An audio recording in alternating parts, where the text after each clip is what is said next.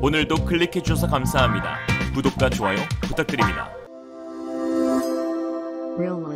현대전의 주력을 담당하는 전투기는 첨단과학 기술의 결정체로 꼽힙니다. 최고 수준의 항법, 항공전자, 무장관련 하드웨어와 소프트웨어가 총동원돼야 하기 때문입니다.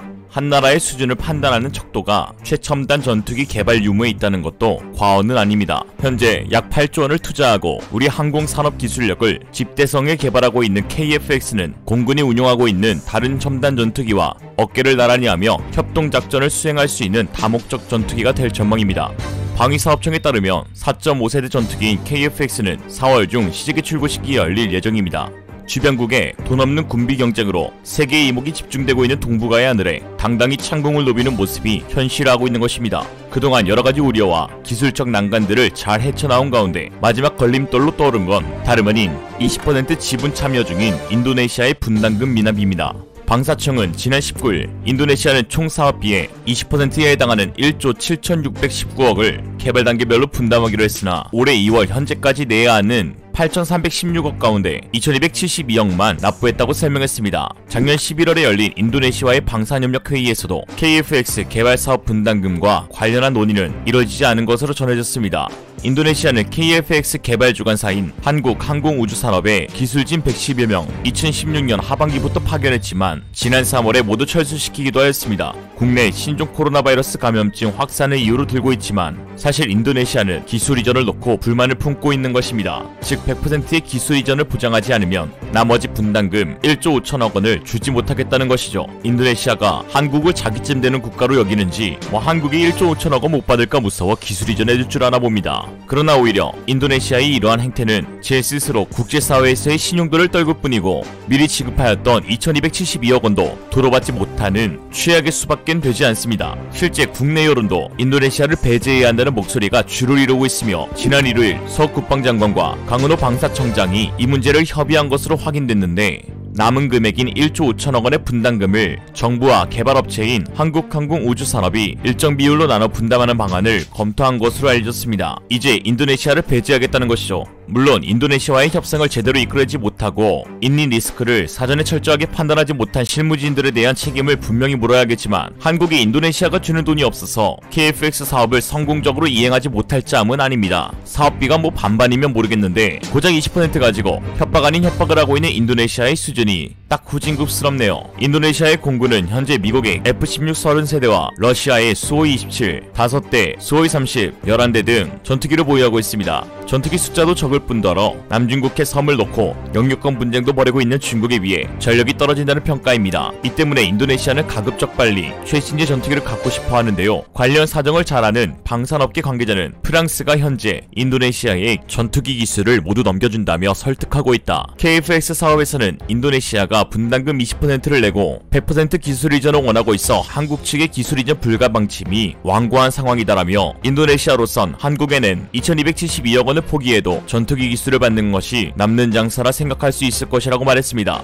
한국은 인도네시아가 계약 이행을 하지 않더라도 기술 이전은 절대 안 된다는 입장입니다. 이미 KF-X의 국산화율은 65%로 정광선, 방위사업청, 한국형 전투기 사업단장은 엔진, 착륙장치, 기총 등과 같이 아직은 기술이 부족하거나 경제성이 적어 개발을 제외한 것들을 빼고 우리가 할 수 있는 거의 모든 것을 국산화하였다고 설명했습니다. 자국이 개발한 기술을 내어주는 것은 나라의 안보를 위태롭게 하는 것과 같습니다. 어디서 어떻게 우리에게 위협이 되어 돌아올지는 모르는 일이죠. 미국은 KF-X 제작 과정에서 A사 레이더, 저기석 추적 장비 등 핵심 기술을 이전해주지 않겠다고 못을 박아 한때 사업이 무산될 위기까지 있었습니다. 물론 현재 한국은 세간의 우려를 덮고 국내 모든 기술력을 집합해 개발에 성공하였습니다. 그런데 그걸 낼름 먹겠다니 인도네시아가 제정신이 아닌 듯합니다.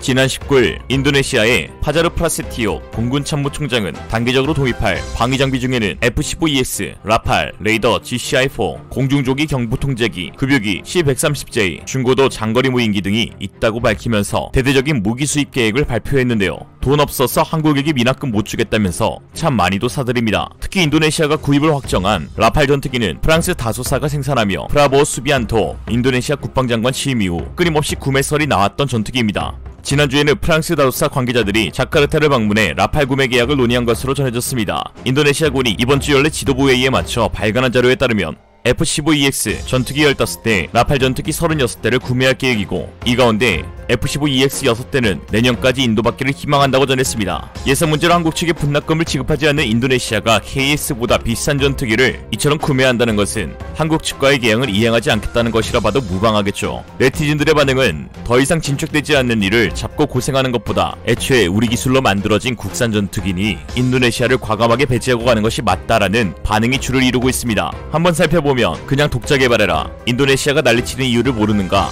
기술 다 주고 전투기 생산해서 직접 판매하려고 그런단다, 걔 호구되는 것은 뻔하다, 손절하소, 인도네시아 것들의 분탕질 쳐다보는 것도 한계가 옴, 배제하세요, 신뢰 없는 것들은 버려요, 이 나라 저 나라에 온갖 추잡한 짓하는 인도네시아랑 손대라, 듣던 중 반가운 소리, 앞으론 신뢰성 없는 인도네시아 놈들과는 거래도 하지 마라, 우리나라도 인도네시아를 압박할 거리가 있다, LG가 인도네시아에 대규모 투자를 계획 중이라던데 인도네시아는 적극적으로 유치하려고 노력 중이고, 이게 무산되고 제3국으로 투자가 이뤄지면 인니는 꽤나 속이 쓰릴 것 같다, 개발비를 포함한 국방비가 중간에 누가 착복하는 돈들만 없다면 독자 개발도 충분하지 않을까요? 라는 반응입니다. 인도네시아 계약 불이행은 비단 KFS에만 해당되는 것만이 아닙니다. 한국의 대우조선해 양에 총 12척의 잠수함을 도입하기로 하였고, 3번 함을 진수하면서 2차 사업으로 1400톤급 잠수함 3척을 추가로 주문하기로 하였습니다. 그러나 지금까지 계약금 납입이 이뤄지지 않고 있어 2차 사업 진행이 중단돼버린 상태입니다. 그러면서 뜬금없이 한국 잠수함에 문제가 많다며 비판하고 있는데요. 프라보 수비안토 국방부 장관은 잠수함 1차 사업과 관련해 자막 능력이 90일이 안되고 기복이 있다며 사업 수정을 지시했다고 전했습니다. 이 또한 속내는 대우조선에서 받은 기술 이전이 적어 불만족스럽다는 것이죠. 최근 현지 매체들은 인도네시아가 대우조선해양과 잠수함 2차 사업을 하지 않기로 방향을 굳히고 프랑스와 잠수함 계약을 진행 중인 것으로 보도하고 있습니다. 이러한 상황 가운데 프랑스는 자국이 보유 중인 핵잠수함을 남중국해에 보내며 대대적인 잠수함 세일즈에 나섰습니다. 잠수함은 모름지기 은밀한 무기인데 프랑스 국방장관이 대놓고 트위터에 프랑스 핵잠수함의 남중국해 작전을 공개하기도 하였습니다. 플로랑스 팔러리 프랑스 국방장관은 지난 9일 트위터를 통해 핵잠수함인 SNA 에메로데가 지원함 BSAM 세인과 함께 인도양으로부터 15,000km를 항해해 남중국해에 진입했다고 밝혔습니다. 대우조선과의 잠수함 계약을 이행하지 않으면서 프랑스와 접촉하고 있는 인도네시아 국방부는 에메로데의 남중국해 활약을 적극 지지하고 나섰는데요. 프라우어 국방장관은 수차례 프랑스로 건너가서 파를리 장관과 만나 두 나라의 방산협력을 깊이 논의하기도 했습니다. 우리 방사청의 방문 요청에는 꿈쩍도 안 하지만 프랑스에는 참 자주도 갑니다. 인도네시아는 그간 한국에 파견한 기술자 100여 명의 인건비를 빼고도 2천억 원이 넘는 손해에, 그리고 돈으로 환산할 수 없는 국가 신뢰도 하락이라는 무형의 손실도 불가피합니다. 중국과의 해상 영유권 문제로 전투기 잠수함 도입을 고려하고 있는 인도네시아는 어째 점점 더 중국을 닮아가는 것 같습니다. 악과 싸우다 보니 더 큰 악이 되어가고 있는 걸까요? 국제사회에서의 신뢰는 쌓기는 오래 걸리지만 무너지는 것은 한순간이죠. 지금 우리는 인도네시아를 향한 이해와 포용보다는 과감한 손절로 최소한의 리스크를 안고 가는 것이 맞는 판단 같습니다. 이상으로 리얼리즘이었습니다. 여러분의 생각은 어떠신가요? 현명하고 지혜로운 여러분의 의견을 지금 댓글에 남겨주세요. 감사합니다.